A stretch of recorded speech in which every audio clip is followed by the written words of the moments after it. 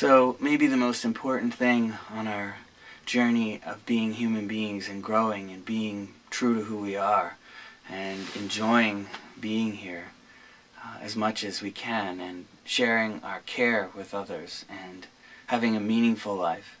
It really comes back to our motivation for what we do that affects the quality of what we do. And our motivation for why we do what we do really changes what we can see.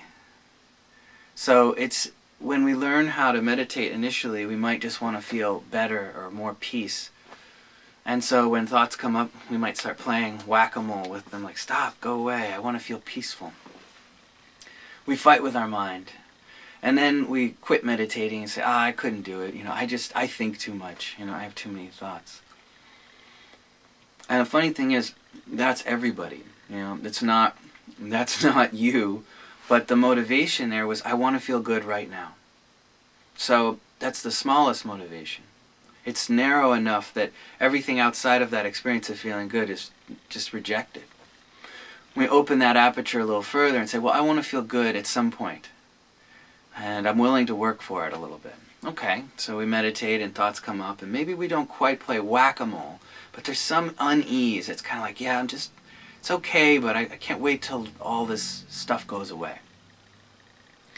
Of course, that would be really problematic if we couldn't think. We'd just sort of,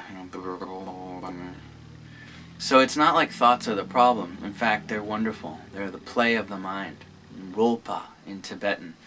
But what makes them not fun is when the game plays us, when we're played by our thoughts, when they come up and we believe them as real, and we don't see that they're just thoughts.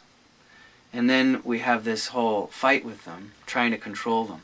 So in meditation practice, as we iteratively bring together our inspiration for doing it and the experience of doing it and the instructions for doing it, we start to realize that not fighting with our own mind is the same thing as making friends with our mind. It's sort of like when you're with a good friend and you really listen to them. They feel heard and the alchemy changes. And you learn something about them. It changes your awareness. So the next time you interact with them, there's some kind of trust. And we have to do the same thing with our own mind. So, appreciating ourselves is a starting point. Right now, can you acknowledge yourself, feeling maybe your shoulders are tight, or maybe you just haven't noticed how your body's feeling, and just feel how you're feeling in this moment, synchronizing mind and body, coming into this existence of embodiment. And having sympathy for ourselves is just acknowledging that we're here and we try so hard to bring ourselves to happiness. We work so hard with this whole thing, and sometimes we forget we're here. We're looking at that. I want to get that. But this is what's doing all of that. And so taking a moment to appreciate this, and that changes, the alchemy shifts there. Suddenly we kind of have a different context for our existence.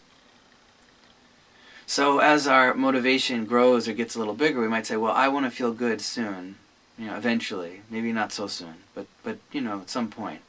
So we meditate and thoughts come up and we're kind of like, all right, notice, let go, they're just thoughts, right? Oh, it's irritating, okay, it's okay. But there's a subtle irritation, something we're holding on to that's saying, yeah, I can't wait till all that stuff goes away, right? So that motivation actually affects what we can actually experience. Isn't it amazing? So what we're learning to do is see that process while we're present, and to really have a deeper motivation that's like, I want to help others and I want to learn about my own mind, and I don't care how long it takes. Now you're talking. Now when things come up, oh, interesting. Oh, ouch, that hurts. Good to know. Wow, didn't know that. So there's some quality of insight and some quality of learning, seeing the brilliance of what's happening, that it's all grist for the mill. And I guess when we're learning that way with that kind of motivation, the exact same practice suddenly comes alive. That's making friends with ourselves.